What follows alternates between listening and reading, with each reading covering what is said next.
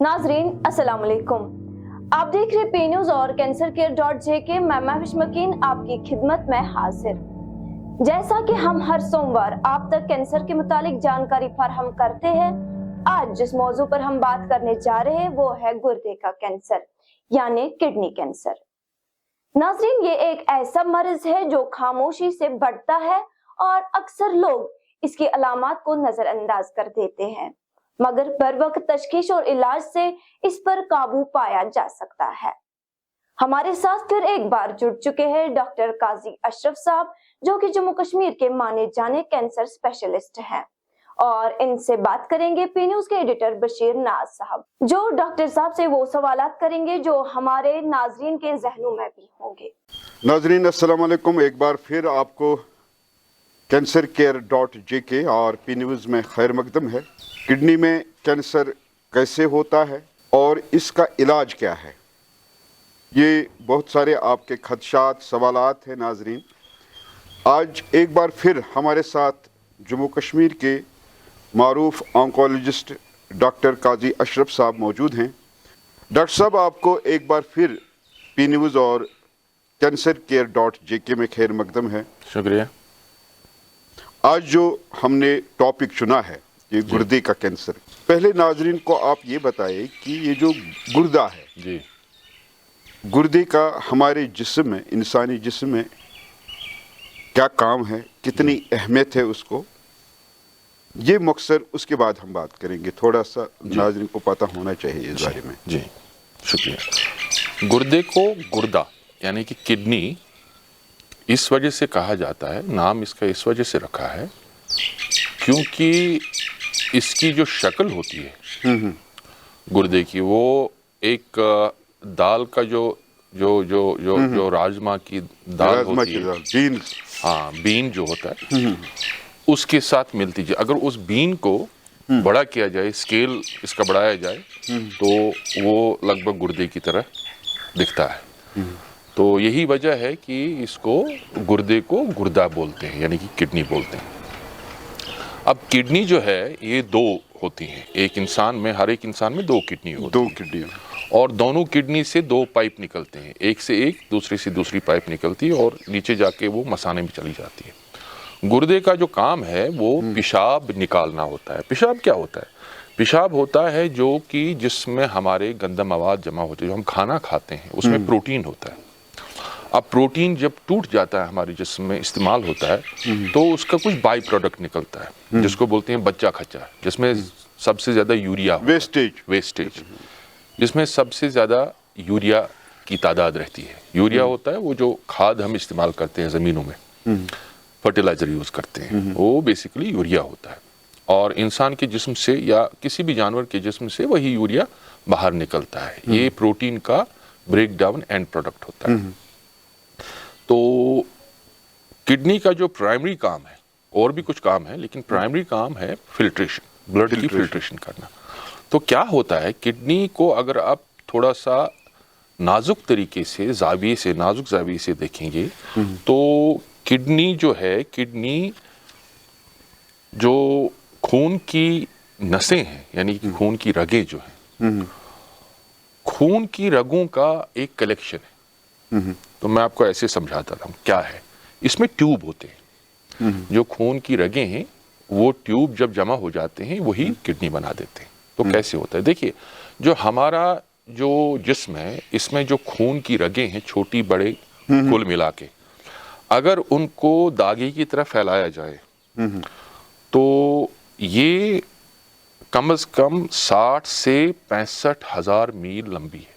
ओह, यानी जो हमारे जिस्म में जो खून की रगें हैं, अगर उनको जोड़ दिया जाए और एक लंबे रस्सी की तरह उनको अनवाइंड अगर किया जाए, जोड़ दिया ना, अगर अनवाइंड किया जाए, क्योंकि ये सब कंटिन्यूटी है। जिस्म में खून की रगें यहाँ से जाती है, उधर फिर गोल हो जाती है, फिर वापस आती है। अगर इसको खोला जाए तो इस थ्रेड की, ये तो थ्रेड की मानद होगा फिर, बिल्कुल। तो इस थ्रेड की लेंथ जो है, लंबाई जो है, वो 60 से 65 मील तक है। यानी कि जमीन का जो सरकमफ्रेंस है, मुहीत जो जमीन का है, हमारी जमीन का, वो 30,000 मील है। यानी कि एक इंसान की रगों को खोल के आप जमीन के इर्द गिर्द उसको 2 बार इस धागे को लगा सकते हैं, इतनी लंबी है ये। तो किडनी में क्या होता है, किडनी में ये नज़ारा देखने को मिलता है। किडनी में असल में यही नज़ारा, ये सारे जो वेन्स है, रगे हैं, ये सारे किडनी के साथ, किडनी में इनका सब ये सब नज़ारा मिलता है देखने को। क्या होता है यहाँ, इनका मरकज जो लास्ट है वो उधर किडनी में है। नहीं, ये जो मैं बता रहा हूँ ना, ये जो ट्यूब है, ये दागा है, दागा अगर खोला जाए तो फिर वो लंबा हो जाता है, ठीक है। तो अगर इस दागे को आपको देखना है तो इसका नज़ारा आपको किडनी में मिलेगा। किडनी बनी ही है, जो किडनी है, किडनी की साख्त जो है वो खून की दागों की है, खून के धागे जो है वो बने। तो क्या होता है, यहाँ से एक धागा जो है, यानी कि वेसल जो है, रग जो है वो घुस जाती है, वो फिर बढ़ जाती है, बढ़ती है, 1 के 2, 2 के 4, 4 के 8, 8 के 64 हो जाता है, ठीक है। बढ़ते अल्टीमेटली जो एंड पॉइंट इसका होता है उसको हम नेफ्रॉन बोलते हैं। नेफ्रॉन। तो नेफ्रॉन क्या होता है, नेफ्रॉन एक कप होता है, कप जैसा। जिस तरह आपके पास कोई छानी होती है ना, जिसको सीव बोलते हैं, जो मिट्टी का तेल छानने के लिए या कोई भी चीज़ छानने के लिए होता है, तो साइफन टाइप इस तरह कप होता है, उसमें आप पानी डाल देते हैं, नीचे से पानी निकलता है, उसमें जाली रखते हैं और साफ होता है। तो अल्टीमेटली जब एंड पॉइंट पर आप देखोगे माइक्रोस्कोप के नीचे, तो किडनी में ये कप जैसा होता है, ठीक है। इस कप के यहाँ से जो रग होती है, रग आ जाती है, खून की नाली आ जाती है, वो इस तरह दागे की तरह इस तरह जाती है बहुत बार। जिस तरह हम दागे को वर्ल करते हैं ना, फिर उसका बनाते हैं, दागे का एक गेंद जैसा बनाते हैं, उसी तरह उस कप में ये गेंद जैसा बनता है, ठीक है। गेंद जैसा बनता है, फिर जब छोटा हो जाता है, एंड में यहाँ से वो दागा वापस निकलता है। वो यहाँ से आता है, गेंद बनता है, दागे के 2 सिरे होते हैं, एक सिरे से आता है और दूसरे सिरे से जाता है। तो यहाँ से खून आ जाता है, अंदर आ जाता है, यहाँ से वो वापस निकल आता है। तो खून कदरे प्रेशर पर आता है, प्रेशर के अंडर आता है। अब ये जो दागा होता है, खून की रगों का दागा, पतली रगों का दागा, इनमें छोटे छेद होते हैं, बिल्कुल जिस तरह छानी में होते हैं, ठीक है।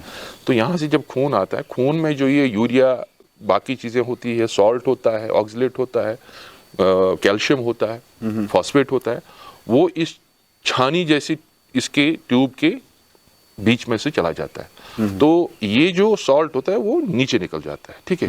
यहाँ से प्रेशर होता है, क्योंकि उसको टाइम लगता है यहाँ पहुंचने में, तो इस दौरान ये यहाँ से निकल जाता है, ट्यूब में जमा हो जाता है, छानी के ट्यूब के नीचे से चला जाता है, ठीक है, चला जाता है। फिर इसी को हम यूरिन बोलते हैं। वही आहिस्ता आहिस्ता कतरा जमा होके ब्लेडर में फिर किडनी से बाहर निकलता है। इसको बोलते हैं हम, इसी को बोलते हैं हम यूरिन। तो ये किडनी का काम होता है। यानी किडनी का काम है कि एक तो ये जो हम जो गुजायात खाते हैं, पानी पीते हैं या कोई फ्लूइड इस्तेमाल करते हैं, उसमें जो वेस्टेज है उसको साफ करता है, एक खून बनाता है, और दूसरा ये यूरिन बनाता है, जो में पास होता है, फिल्ट्रेशन हो जाता है, फिल्ट्रेशन, सफाई हो जाती है। उसको ये कहेंगे कि ये फिल्ट्रेशन प्लांट है। हाँ, सफाई हो जाती है, ठीक है। अच्छा डॉक्टर साहब, अच्छा, अब चूंकि जब किडनी के बारे में इतना कुछ हम जान गए हैं कि ये कितना इम्पोर्टेंट ऑर्गन है, कौन से ऐसे वजूहात हैं जी जिनकी वजह से किडनी में ये कैंसर जैसी मोहलिक बीमारी जन्म लेती है या पैदा होती है? हमने, अगर आपको याद होगा और नाजरीन को भी याद होगा, पहले या दूसरे एपिसोड में हमने कैंसर का जो वजूहात के बारे में बात की थी। 2-4 वजूहात जो है मेन, जो हमने वो पहला एपिसोड था जिसमें हमने बोला कैंसर क्या है, कैंसर के बारे में। तो हर एक कैंसर में वही 4-5 वजूहात रहते हैं। अब देखना होता है कि किस कैंसर में, यानी कि किस ऑर्गन के कैंसर है। अभी हम किडनी की बात करते हैं, किडनी में अब रिस्क क्या है, रिस्क फैक्टर कौन से, यानी कि वजूहात तो पता है, वजूहात क्या होती हैं, असली वजह क्या होता है, लेकिन अब देखना होता है कि रिस्क किस किस में होती है। अब उन सब वजूहात को अमल करने के जो बनता है, वो माहौल बनता है, सही माहौल बनता है, जिसमें वो वजूहात, जो बेसिक वजूहात हैं, वो अमल करते हैं। वो किन किन लोगों में पाया जाता है, तो उसको हम रिस्क फैक्टर बोलते हैं। अच्छा, रिस्क फैक्टर देखिए, किडनी कैंसर की 3 रिस्क फैक्टर हैं, जो मतलब डॉक्यूमेंटेड रिस्क फैक्टर है, वो 3 ही है, और चौथा भी उसके साथ मिलाया जाता है। उसको अगर हम छोड़ भी दें तो वो ठीक है। पहला रिस्क फैक्टर है इसमें स्मोकिंग। दूसरा रिस्क फैक्टर इसमें आता है जिसको हम हाइपरटेंशन यानी कि ब्लड प्रेशर जिसका ज़्यादा होता है, तनाव, ब्लड प्रेशर जो बढ़ जाता बहुत है। देर तक रहता है, उनका ये दो है। तीसरा होता है एज। तीसरा फैक्टर है एज। एज और चौथा फैक्टर है इसमें कुछ टॉक्सिन्स आते हैं, जैसे कि जो फिनाइल एस्ट्रेडियोल होता है, नहीं एस्ट्रेडियोल नहीं, फिनाइल वो एस्ट्रेज होते हैं, वो पहले ज़माने में और आज भी यूज़ होते हैं एज सॉल्वेंट। जो रंग हम लगाते हैं ना, रंग की जो मतलब जो पेंट्स के साथ करते हैं, रंग के साथ करते हैं, काम करते हैं। अच्छा, तो मतलब जो पेंटर हैं, पेंटर जो पेंटिंग जो पेंट बनते हैं, रंग बनते हैं, रंग साज और रंग जो यूज़ करते हैं, फैक्ट्रीज होती हैं, वहाँ पर वो सॉल्वेंट की जगह यूज़ होता है। ठीक है, तो ये केमिकल है। ठीक है, ये तीन चीज़ें हैं और उसके साथ कुछ है जो जीन्स का इसमें आता है। देखिए जो जो किडनी कैंसर है, इसमें कम से कम ये देखा गया है कि मोरूसी के बगैर भी अच्छा 300-350 जीन्स इन्वॉल्व होती है। एग्जैक्टली हम बताएंगे 341 जीन 341 ये इसमें इन्वॉल्व हो जाते हैं। इनका गड़बड़ हो जाता है, इनका ये हो जाता है, चेंज हो जाता है, तो उस वजह से ये कैंसर पैदा हो जाता है। ठीक है, और जो चौथा रिस्क फैक्टर है, वो जो आम रिस्क फैक्टर है, वो है एज। अब ये देखा गया है कि जब एज 60 से ऊपर जाती है, खासकर 65 के करीब पहुंच जाती है, तो ये देखा गया है कि किडनी कैंसर होने के चांसेस बहुत रहते हैं। क्योंकि स्मोकिंग जो है, स्मोकिंग का ये देखा गया है कि जो लोग स्मोक करते हैं, ऐसा नहीं है कि किसी ने 5 साल 2 साल या 1 साल स्मोक किया तो उसको किडनी कैंसर होगा, ऐसा नहीं है। ऐसा है कि जो लोग कम से कम 37 साल से जायद स्मोक करते हैं, चेन स्मोक, यानी कि दिन में 20 सिगरेट से ज्यादा पीते हैं, और वो भी 35 से 37 साल कंटिन्यू पीते हैं। ठीक है, अगर वो फिर सिगरेट बंद भी करेंगे तो रिस्क उनका कम नहीं होता है। तो लिहाजा वही वजह है कि ये जो कैंसर है, ये ज्यादातर उस एज में पाया जाता है जो 60 और 60 से ज्यादा होती है, 60 साल से ऊपर। हाँ, लेकिन पिछले 10-20 साल में ऐसा देखने को मिला कि किडनी कैंसर खासकर एशियंस में, एशियन रीजन में ये किडनी कैंसर कदरे कम एज में शुरू होने लगा है। अच्छा हाँ, कदरे कम एज में 45 के बाद ही शुरू होने लगा है। कुछ इसका ये साइंटिफिकली क्या वजह है कि इस एज में अगर इसमें असली वजह क्या है उसके बारे में अभी चल रहा है, तशखीस चल रहा है, लेकिन अंदाजा ये है कि ये जो बायोलॉजी है, हर एक कैंसर की अपनी एक बायोलॉजी होती है, एक प्रॉपर्टी होती है, उसका एक अपना खास ये कैरेक्टरिस्टिक होता है। ये देखने को मिला है कि बायोलॉजी कुछ चेंज हो रही है इस कैंसर की। अच्छा, इस कैंसर की जो बायोलॉजिकल कैरेक्टरिस्टिक्स हैं, अपना कैरेक्टर बदल रहा है। हाँ, वो कदरे चेंज हो रहा है, क्योंकि इसमें काफ़ी जीन्स का, काफ़ी सारे 341 जीन मैंने बोला जो प्रूव किए गए हैं, जो इसमें जो पार्टिसिपेट करते हैं, जो इसमें अपना, जिनका इसमें योगदान रहता है। तो लिहाजा चांस ये है कि जीन्स में कुछ तब्दीली आ रही है, क्योंकि इस वक्त तो केमिकल टॉक्सिसिटी, केमिकल टॉक्सिन्स तो काफ़ी एनवायरनमेंट में रहते हैं, पोल्यूशन काफ़ी एनवायरनमेंट में है, ग़िज़ाइयात में थोड़ा वो भी रहता है, और बहुत सारी चीज़ें ऐसी हुई, लाइफस्टाइल चेंज हो गया है, तो उसका असर तो शायद इस पर पड़ रहा है। लेकिन ये अभी इस पर हतमी तौर पर कोई फैसला नहीं हुआ है कि ऐसा क्यों हुआ है, लेकिन ये देखने को मिल रहा है ट्रेंड। आपने स्मोकिंग का बोला जी, और दूसरी चीज बोले, लेकिन एक चीज जो आम फाम हम सुनते हैं कि लिकर, जो शराब पीते हैं, उसका इसके साथ, किडनी के साथ जोड़ है। जो लिकर का इसके साथ डायरेक्ट कोई जो रिलेशनशिप है वो पाया नहीं गया है। अच्छा, लिकर का इसके साथ रिलेशनशिप होगा जिसको क्यूमुलेटिव इफेक्ट बोलते हैं, वो हो सकता है स्मोक के साथ अगर लिकर इस्तेमाल किया जाए। फॉर एग्जांपल, जो इंसान लिकर यूज करता है, ठीक है, और स्मोक भी नेचुरली वो स्मोक भी ज्यादा करता है ना, हाँ बिल्कुल, तो अल्टीमेटली जो क्यूमुलेटिव इफेक्ट आप देखोगे कि अगरचे लिकर से नुकसान नहीं होता है, लिकर पीने से कैंसर, किडनी का कैंसर नहीं होता है, अगरचे, अगरचे लेकिन ये देखने में मिलता है कि जो लोग लिकर का इस्तेमाल करते हैं वो स्मोक भी ज्यादा करते हैं, खासकर जब उन्होंने लिकर लिया होता है तो उस वक्त वो ज्यादा smoke स्मोकिंग तो करते हैं। नेचुरली स्मोक तो इसका पॉजिटिव इफेक्ट है ही है, पॉजिटिव एजेंट है ही है। तो उस हिसाब से अगर देखा जाए तो लिकर इसमें हेल्प करता है, कैंसर बनने में स्मोकिंग के द्वारा हेल्प करता है। तो ये इसका ये है, लेकिन बजाते खुद लिकर, आइसोलेटेड लिकर, ऐसा कुछ डॉक्यूमेंटेशन नहीं है कि आइसोलेटेड लिकर से इसका किडनी का कैंसर होता है। जी अच्छा डॉक्टर साहब, चूंकि ये मैं बार बार आपसे बता रहा हूँ कि जब ये बीमारी इंसान में पैदा होती है तो बज़ाहिर तो इब्तिदाई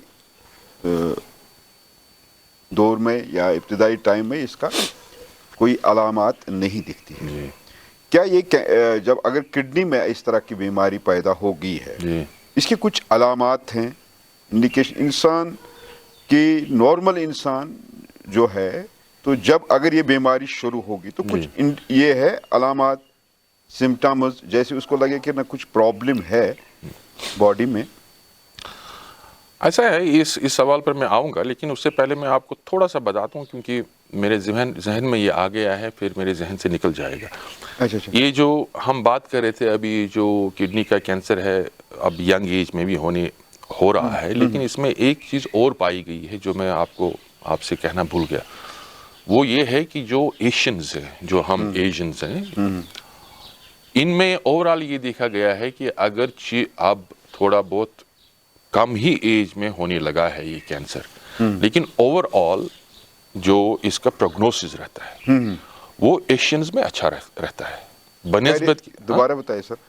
जो इसका प्रोग्नोसिस है, मतलब ट्रीटमेंट करने के बाद प्रोग्नोसिस, एग्रेसिव जो बिहेवियर इसका होता है वो एशियंस में कदरे कम होता है बनिस्बत की उनके जो अफ्रीकन्स हैं।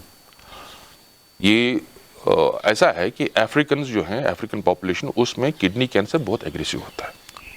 तो एशिया में ये ट्रीट उसका किया कदरे, हाँ, कदरे उसका जो कैरेक्टर होता है वो उतना एग्रेसिव नहीं होता है। अब कॉकेशियन जो ये हमारा मतलब ये जो कैंसर वाला एशिया में है, ये शरीफ है। थोड़ा बहुत कदरे जो इसको जो as compare to African population में देखा जाता है, तो उसके हिसाब से ये थोड़ा कदरे ये है। अब हम आएंगे इस बात पर जो आप बोल रहे हैं कि इसकी निशानियां, अलामत क्या है। देखिए, यूजुअली क्या होता है आज के ज़माने में, खासकर पिछले 20 साल में ऐसा हुआ है कि जो किडनी कैंसर है वो ज़्यादातर इंसिडेंटल, यानी कि अचानक ही पता चलता है। अचानक क्या होता है कि कोई पेशेंट, कोई इंसान, उसको पेट में कुछ डायरिया हो जाता है या कुछ हो जाता है, ऐसा हो जाता है, बुखार होता है, या गॉल ब्लैडर में दर्द होता है, ठीक है, या स्टोन होता है गॉल ब्लैडर में, वो यूजुअली टीवी रील करने के लिए जाता है।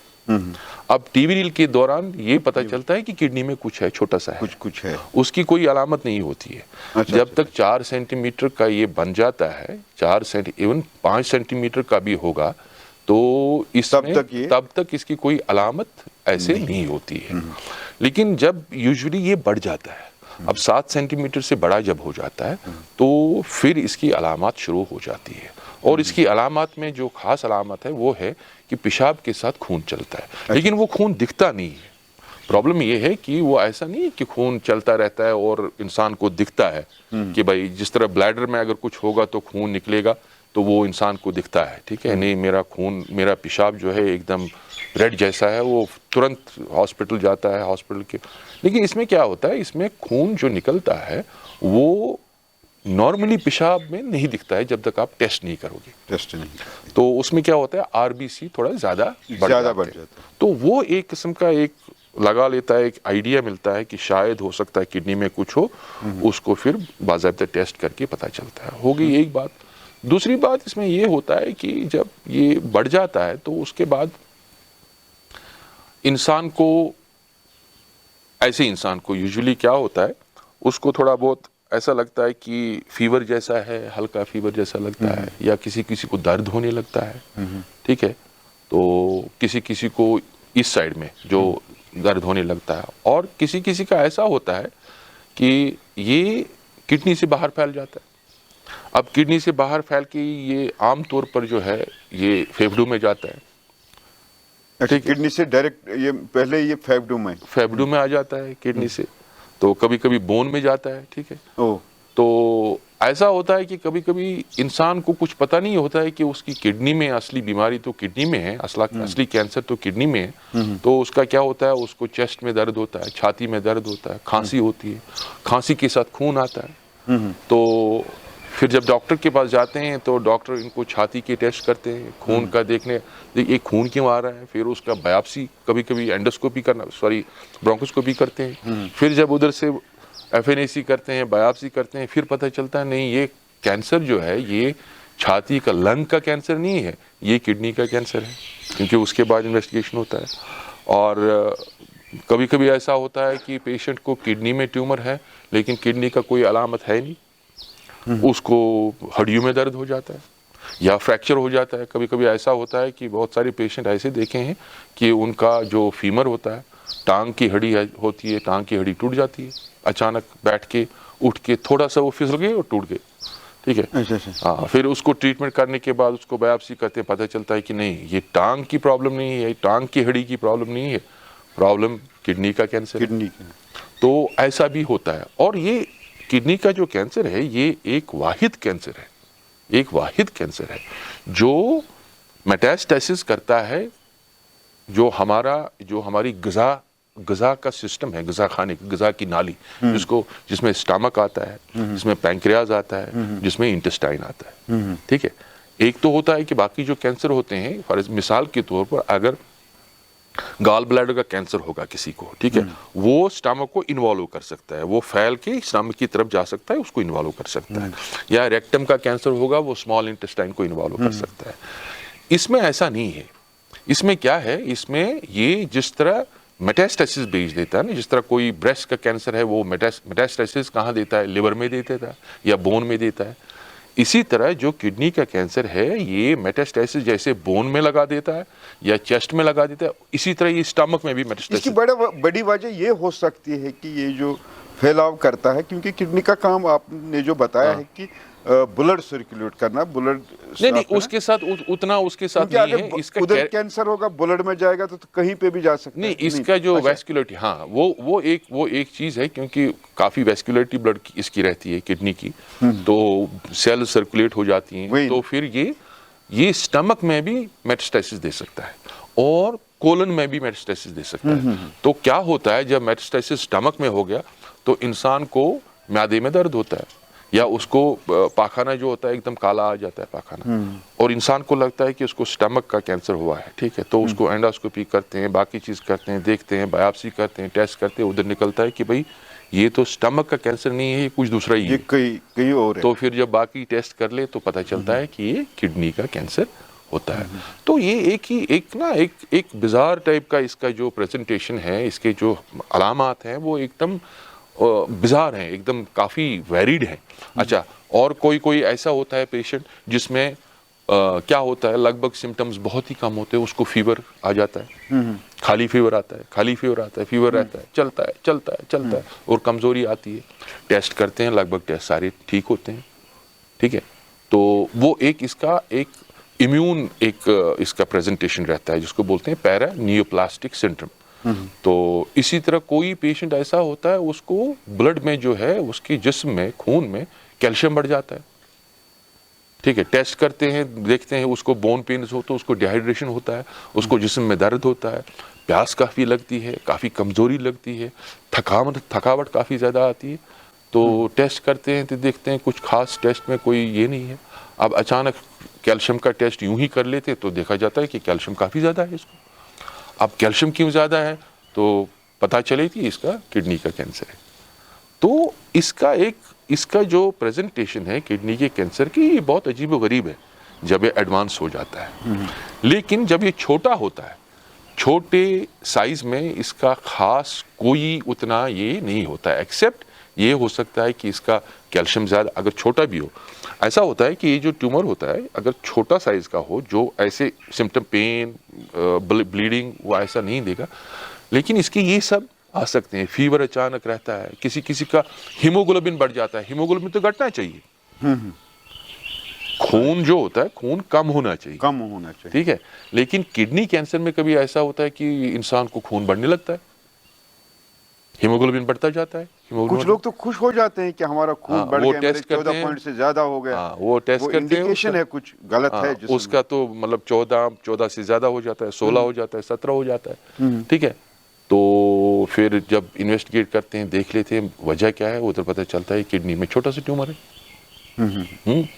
तो ये इसका है, इसका एक मतलब बिजार किस्म का, इसमें काफ़ी विजिलेंट रहना पड़ता है। एक क्लिनिशियन को, एक कैंसर सर्जन को काफ़ी विजिलेंट रहना पड़ता है। जो कैंसर के साथ डील करते हैं उनको काफ़ी विजिलेंट रहना पड़ता है, क्योंकि इसका कोई निशानी, ऐसी खास निशानी नहीं होती है जो आपको पिन पॉइंट कर दे, हाँ भाई ये किडनी का ट्यूमर।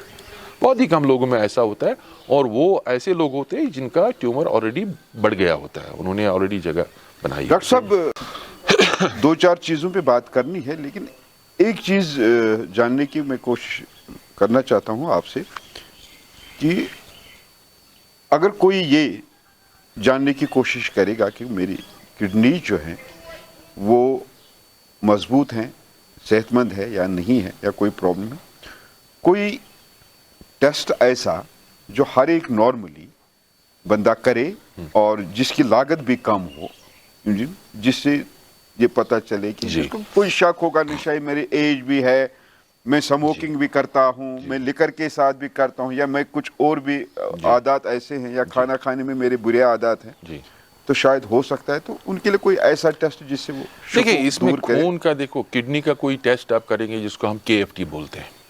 KFT इसमें चेंज नहीं होता है, खराब नहीं होता है।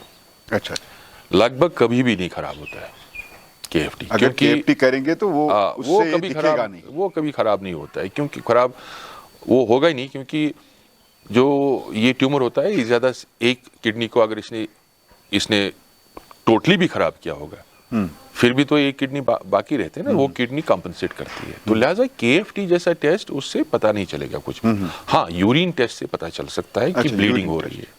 अगर यूरिन का सिंपल टेस्ट है, यूरिन का टेस्ट बहुत ही सस्ता, 40-50 रुपए तक है ना। तो अगर वो टेस्ट कभी कभी इंसान करे रूटीनली, तो एटलीस्ट उसको ये पता चलेगा किडनी का ट्यूमर है या किडनी का ट्यूमर हो सकता है। अच्छा, ये हो सकता है भी पता चलेगा। हाँ, आइडिया तो मिलेगा ना, क्योंकि अगर ब्लड है, एटलीस्ट आप बाकी टेस्ट तो फिर करोगे ना, CT स्कैन करो। यूरिन का टेस्ट डालते हैं, मुझे यूरिन, डॉक्टर ने लिखा यूरिन टेस्ट, या कोई बोलता है मुझे यूरिन टेस्ट करो, जी, ये जो हमारे टेक्नीशियंस हैं जो यूरिन का टेस्ट करते हैं, जी, क्या वो उस तरफ ध्यान देते हैं कि वो ये स्पेसिफिक चीज देखते हैं वहां पे, या वो ऊपर ही देखते हैं कि इसमें सिटून तो नहीं है, वो नहीं है, या इन टेस्ट में जनरल सारी चीज आती है? नहीं, ये जनरल आती है उसमें। अच्छा, जनरल आती है। ये तो नॉर्मल पैनल में आता है, एरिथ्रोसाइट यानी कि RBC नॉर्मल पैनल में आता है। नॉर्मल पैनल आप करो इस पर टेस्ट या मत करो, वो तो आएगा ही पैनल में, ठीक है। यूरिन टेस्ट के पैनल में वो आएगा, ठीक है। आप इन्फेक्शन के लिए टेस्ट करते हैं, ठीक है, आपको यूरिन इन्फेक्शन के लिए टेस्ट करते हैं, उधर पता चलता है कि आपका RBC ज्यादा है, तो फिर वो आपको गाइड कर सकता है कि हाँ भाई ये RBC कैसा है, क्यों है, ये RBC कैसा, उसको फिर उस RBC को थोड़ा बहुत वो देख लेते हैं, चेक करते हैं ये कैसा RBC, ये चेंज हो गया है कि नहीं चेंज हो गया। अगर चेंज हो गया है तो चांसेस है ये किडनी से आया है, चांसेस है ये किडनी से आया है। अगर चेंज नहीं हुआ है तो चांसेस है ये डिस्टल यानी कि ब्लैडर से आया होगा या यूरेथ्रा से आया होगा, ठीक है। तो ये आपको एक आइडिया दे सकता है, हाँ भाई पिन पॉइंट तो नहीं कर सकते, लेकिन आइडिया दे सकता है कि भाई और कुछ टेस्ट कर तो हो सकता है किडनी में कुछ हो। अब सिंपलेस्ट जो इन्वेस्टिगेशन है इसके लिए वो है जिससे अच्छी तरह आइडिया मिलता है कि क्या है किडनी में, क्या हो रहा है, ट्यूमर है कि नहीं है, वो है अल्ट्रासाउंड, जिसको हम टीवी रील बोलते हैं। टीवी रील एक बहुत ही उम्दा इन्वेस्टिगेशन है, एक बहुत ही उम्दा टेस्ट है, जो उतना महंगा भी नहीं है, सस्ता ही है, सस्ते इसमें हो जाता है। और उसमें तो वैसे भी जो भी अगर किसी को यूट्रस के लिए भी अल्ट्रासाउंड करना होता है तो जो अल्ट्रासाउंड करते हैं वो उनको किडनी तो देखते ही देखते हैं। किसी को गाल ब्लैडर के लिए अल्ट्रासाउंड करना होता है तो उसमें तो किडनी दोनों टाइप की देखते ही देखते हैं, ये तो रूटीन ही है। तो लिहाजा अल्ट्रासाउंड एक ऐसी इन्वेस्टिगेशन है जिससे आप कभी कभी छोटा ट्यूमर भी पिक कर सकते हैं, कभी कभी का लगभग most of the times 100% times छोटा ट्यूमर भी पिक कर सकते हैं। और वही वजह है कि आजकल पिछले 20 साल से, खासकर पिछले 10 साल में 2010 से लेकर 2020 तक छोटी ट्यूमर जो है, छोटे ट्यूमर की तादाद बढ़ गई है। पहले क्या होता था कि पहले तो पेशेंट को पता नहीं चलता था, अल्ट्रासाउंड तो बहुत ही कम होता था। खैर, तो जब तक ट्यूमर बढ़ जाता था, जब तक ट्यूमर अपनी जगह बना लेता था, फिर जब खून आता था पेशाब के साथ, दर्द होता था कमर में, पेट में, ठीक है, तो उसके बाद वो अल्ट्रासाउंड होता था, तो उस वक्त ट्यूमर पता चलता, हाँ भाई ये ट्यूमर वो तो ऑलरेडी बड़ा होता है, 7 सेंटीमीटर से आगे 10 सेंटीमीटर बड़ा, जिसने ऑलमोस्ट आधी से ज्यादा किडनी खत्म की होती है। लेकिन अब थोड़ा सिनेरियो चेंज हो गया अल्ट्रासाउंड की वजह से। अल्ट्रासाउंड से थोड़ा आप छोटा ट्यूमर भी देखने को मिलता है, और उस छोटे ट्यूमर में जो ट्रीटमेंट है वो भी ट्रीटमेंट उसी के हिसाब से वो ट्रीटमेंट भी मॉडिफाई हो सकती है और हो जाती है। तो ये इसका है। दूसरा है कि अल्ट्रासाउंड के बाद जो बहुत ही अच्छी इन्वेस्टिगेशन है, बहुत ही उम्दा टेस्ट है, वो सीटी स्कैन या एमआरआई और सीटी स्कैन में उतना ज्यादा फर्क नहीं है। अब ये डिपेंड करता है कि चॉइस पर, डॉक्टर की चॉइस पर या फिजिशियन की चॉइस पर या सर्जन की चॉइस पर या रेडियोलॉजिस्ट की चॉइस पर, वो किस तरह की डिटेल चाहता है, वो कौन सा टेस्ट पसंद करता है। ठीक है, तो सीटी स्कैन से क्या पता चलता है, उससे ये ट्यूमर का पूरा आइडिया मिलता है, कितना बड़ा है, कहाँ तक गया है, किस जगह तक फैल गया है। ठीक है, तो वो आप सीटी स्कैन में अच्छी तरह से देख सकते हो। डॉक्टर साहब, यहाँ पे मैं आपसे ये भी जानना चाहता हूँ कि मंशियात जो ड्रग के साथ जी नौजवान करते हैं, कि आपने जो ये बोला है कि हमारे एशिया में ये छोटे एज में शुरू हो गया, ये 60 साल से बाद ये किडनी का कैंसर होता था, अब ये 40-45 साल से शुरू हो गया है जी। ये जो ड्रग में जो लोग मुलवस है, जो मंशियात के साथ करते हैं, वहाँ पे ये रिस्क फैक्टर है। देखिए, ड्रग में जो है ना, ड्रग में बहुत सारी चीज़ें ऐसी होती हैं कि जो लोग एनाल्जेसिक, जिनको बोलते हैं पेन किलर्स का, कुछ लोग ऐसे हैं जो पेन किलर का इस्तेमाल करते हैं नशे के लिए, ठीक है, या ज़्यादा पेन किलर इस्तेमाल करते हैं वैसे भी, ठीक है। उनमें ये पाया गया है कि उनमें कैंसर होने का, किडनी के कैंसर होने के का अंदेशा रहता है। अच्छा, हाँ, ये है। लेकिन जो बाकी ये जो नारकोटिक्स इस्तेमाल करते हैं, मतलब जिसको हम बोलेंगे, जिसको भंग होता है, चरस होता है, ओपियम होता है, उनके बारे में एक दवाई भी लेते हैं कोरेक्स, उसमें भी वही आता है ना, उसमें वो आता है, वो मॉर्फिन बाय प्रोडक्ट आता है, उसमें मॉर्फिन का कोडीन होता है उसमें। तो उसमें डेटा उतना नहीं है, उतना रोबस्ट डेटा नहीं है कि उससे कैंसर होता है। हाँ, क्या होता है कि ये जो नशा जो लोग करते हैं उसमें इम्प्यूरिटीज होती है, वो खालिस नहीं होता है, उसमें मिलावट होती है। मिसाल के तौर पर भंग का इस्तेमाल करते हैं लोग। भंग का इस्तेमाल ये सिर्फ स्मोक ही नहीं करते हैं, जिसको हम कैनबिस बोलते हैं। कुछ लोग ऐसे हैं, खासकर बाहर के लोग जो हैं, वो भंग को खाते हैं, वो भंग को डाल देते हैं, हाँ, दूध में डाल देते हैं, वो उसका भंग को पीते हैं, तो उस टाइप का नशा भी हो जाता है। तो क्या होता है, ऐसी सूरत में उसके साथ काफ़ी केमिकल्स रहती हैं, काफ़ी इम्प्यूरिटीज़ रहती हैं, वो किडनी पर मुज़िर असर कर सकती है। लेकिन अभी उतना डेटा नहीं है साइंटिफिक कम्युनिटी के पास, हमारे पास, कि इसका कितना रोल है। ठीक है, तो ये है उसका एक। आपने डॉक्टर साहब पेन किलर की बात की है जी, कि कहीं पे मैंने भी पढ़ा है कि जो ज्यादा पेन किलर खाएगा, जैसे पैरासिटामोल एक मेडिसिन है, उसके बारे में, कि मुझे पूरा अभी याद नहीं है, लेकिन अगर अपने लाइफ में कुछ वजन के हिसाब से आधा किलो या कुछ ऐसा ही, पूरा मुझे ज़हन में नहीं है, खाएगा तो उसकी किडनी पे इमेज है। नहीं, ऐसा कुछ है ये, मतलब पेन किलर जो सेल्फ हमारी यहाँ पे कश्मीर में एक बड़ी प्रॉब्लम है। जब भी कभी फीवर होता है या दर्द और थकावट होता है, हम सीधे कुछ ना कुछ इस तरह के पैरासिटामोल वाले साल्ट ले लेते हैं, दवाइयाँ। तो ये सेल्फ मेडिकेशन जो है किडनी पे इसका कितना असर है?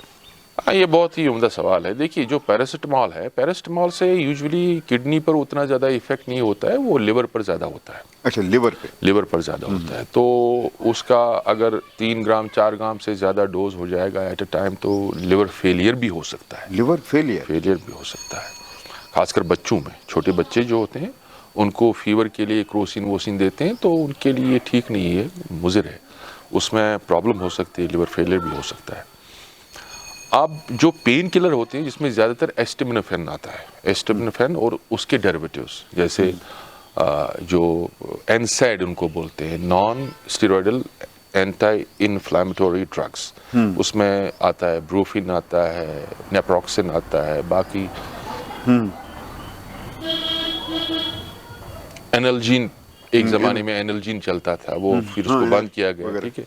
तो इस किस्म के जो हैं उनका डायरेक्ट इफेक्ट रहता है किडनी पर, किडनी को वो डैमेज करते हैं, किडनी को वो फेल भी कर सकते हैं। हाँ, मैं आपको एक बात ज़िमनी तौर मैं आपको बता दूं, एक बार मैं एक पेशेंट को मैंने देखा, वो इस साइड की थी, नॉर्थ साइड की या बीरवा साइड की, वो हमारे पास सोवरा में एडमिट थी कम से कम 3-4 महीने, किडनी फेलियर उसका हुआ था। उसने वोवरान इंजेक्शन किया था घर में। अच्छा, उसको पेन हो गया था, तो उसने वोवरान एज यूजुअल वोवरान इंजेक्शन कर दिया। वोवरान इंजेक्शन करने के बाद उसका पेशाब में प्रॉब्लम हो गया, पेशाब ज़्यादा नहीं आ रहा था, फिर स्वेलिंग होने लगी, ये होने लगा, तो अचानक देखा, हॉस्पिटल लाई, तो टेस्ट किए हमने, तो इसका तो किडनी फेलियर हो गया था। वो 3 महीने वो डायलिसिस पर थी, 3-4 महीने। 4 महीने के बाद उसने अपना खुद से यूरिन बनाया। ऐसे भी केसेस देखने को मिलती है। तो लिहाजा क्या होता है, जो एनालिसिस है, कैंसर ही नहीं, ये किडनी को वैसे भी खराब कर सकते हैं अगर ज़्यादा मकदार में एनाल्जेसिक, ज़्यादा मकदार में पेन किलर, दर्द की दवाई खाया जाए, ठीक है। और ये जो कैंसर है, कैंसर इसका एक सेकेंडरी इफेक्ट है। ये बहुत देर में होता है, जल्दी नहीं होता है, लेकिन बहुत देर में होता है, लेकिन हो सकता है। तो लिहाजा इस चीज़ का ख्याल रखना चाहिए। ओवर द काउंटर ड्रग्स इस्तेमाल करना सही चीज़ नहीं है, सही बात नहीं है। हाँ, जब ज़रूरत हो वो तो डॉक्टर को पता चलता है कि डॉक्टर से हर एक, अगर कुछ भी हो तो डॉक्टर से अपने से नहीं खाना चाहिए। ये पेन किलर का इतना ज़्यादा इस्तेमाल नहीं करना चाहिए। थोड़ा सा दर्द हो गया तो लगाओ पेन किलर, थोड़ा सा ये हो गया, कमर में दर्द हो, आजकल तो ऐसे ही होता है ना, थोड़ा बहुत काम करते हैं लोग, थकावट आती है, बोलते हैं मुझे दर्द हो रहा है, वो बेसिकली थकावट होती है, और उसके लिए फिर पेन किलर खाते हैं।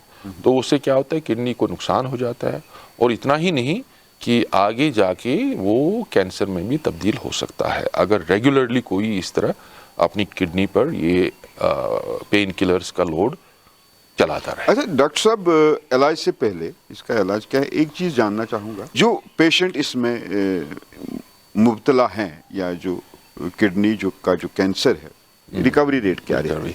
देखिए क्या है, ये कम से कम सालाना 5 लाख के करीब केसेस, 5 लाख के करीब किडनी कैंसर हो जाते हैं कम से कम सालाना। और ये देखा, ये आप रीजन की बात कर रहे हैं? नहीं, सालाना ओवरऑल 5 लाख के करीब होते हैं, और ये कंट्री टू कंट्री वेरी करते हैं, ठीक है। जैसे मैंने बताया कि एशिया में कदरे इसका, एशिया, साउथ ईस्ट एशिया जो है, जिसमें China, south east Asia, India to some extent आता है, यहाँ पर इसका जो है वो कदरे थोड़ा ज़्यादा है बनिस्बत की यूरोप और अमेरिका, ठीक है। और अफ्रीकन कॉन्टिनेंट में भी इसके केसेस थोड़ा ज़्यादा है, कदरे ज़्यादा है, लेकिन ओवरऑल 5 लाख के करीब रजिस्टर हो जाते हैं एक साल में। तो मर्दों में कदरे इसका तादाद ज़्यादा रहता है औरतों की बनिस्बत, मर्दों में ज़्यादा कदरे ज़्यादा रहता है। और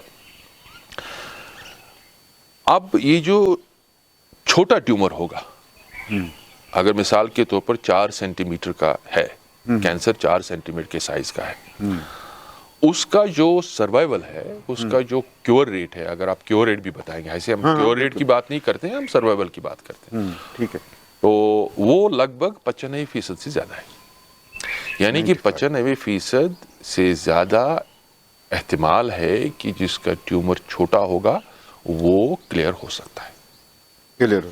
लाइफ क्या है इसकी, मतलब जिसका भी कैंसर, फिर लाइफ ठीक रहती है उसको। मैं बोल रहा हूँ ना, 55 नहीं, अगर छोटा ट्यूमर होगा, अर्ली होगा, तो लाइफ एकदम उम्दा तरीके से चल सकती है, यानी कि वापस आने की एहतिमाल बहुत कम रहती बहुत कम है। बहुत कम रहती है। लेकिन अगर ये ट्यूमर थोड़ा बड़ा हो, मिसाल के तौर पर किसी का ट्यूमर 7 सेंटीमीटर से बड़ा है, ठीक है, तो बदकिस्मती ये है कि ट्रीटमेंट करने के बावजूद भी उसमें एहतिमाल काफ़ी ज़्यादा रहता है इस ट्यूमर के हमले का, फिर से हमला करने का उसी जगह पर जहां पर ये था, ठीक है। तो ये इसका, अब जब उससे ज़्यादा हो, 10 सेंटीमीटर जैसा ट्यूमर होगा, यानी कि स्टेज 3 वाला होगा, तो उसमें तो सर्वाइवल बहुत ही कम है। अब प्रॉब्लम ये एक और ऐसी है कि इसमें क्या है, ये जो ट्यूमर है ये एक इम्यून बेस्ड ट्यूमर है। देखिए, इसमें एक अजीब चीज़ मैं बताऊं, इसमें क्या है। अजीब बात यह है कि कुछ ऐसा पाया गया है लिटरेचर में भी, और देखा भी गया है, बहुत लोगों ने देखा भी है कि कभी कभी ऐसा होता है कि ये किडनी कैंसर स्टेज 4 होता है, स्टेज 4 वाला कैंसर, या स्टेज 3 होता है, यानी कि 10 सेंटीमीटर से भी ज्यादा हो, इसने इर्द गिर्द कुछ नुकसान तो किया होता है, लेकिन अचानक कुछ ऐसा हो जाता है, ये गायब ही हो जाता है। अच्छा, खुद ही गायब हो जाता है। ऐसी चीज, ऐसा भी देखा गया, ऐसा देखा गया है, बाज़ाब्ते देखा गया, और सबसे ज्यादा किडनी कैंसर में ही देखा गया है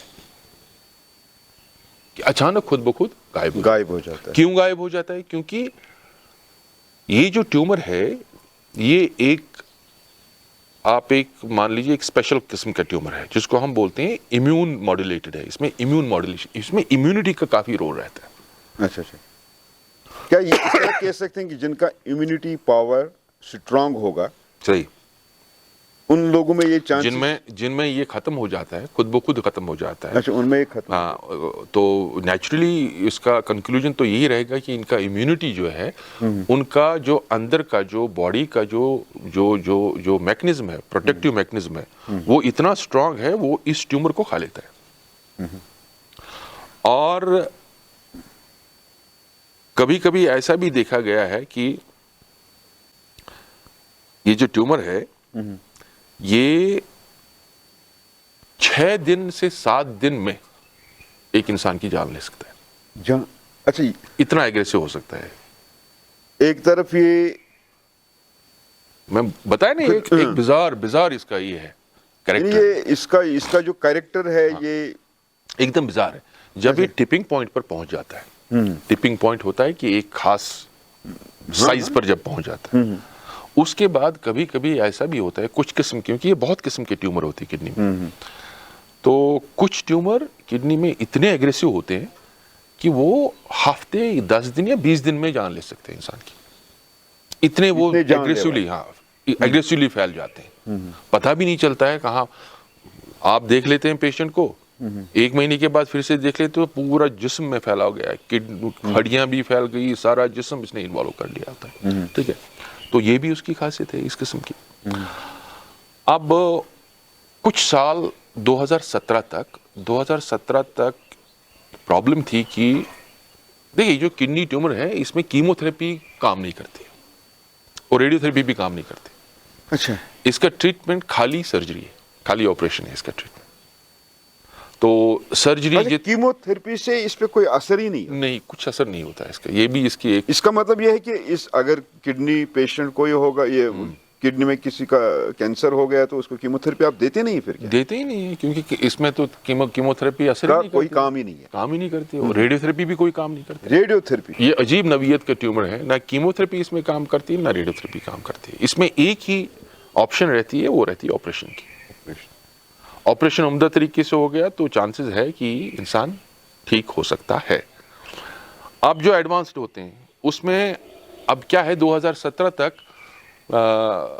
उतनी मतलब दवाइयाँ थी नहीं जिसको किडनी के ट्यूमर में इस्तेमाल किया जाए। कुछ थी, 5-6 दवाइयाँ थी जो बेसिकली एक किस्म के, आप मान लीजिए, एक किस्म के टारगेटेड ड्रग्स हम उनको बोलते हैं।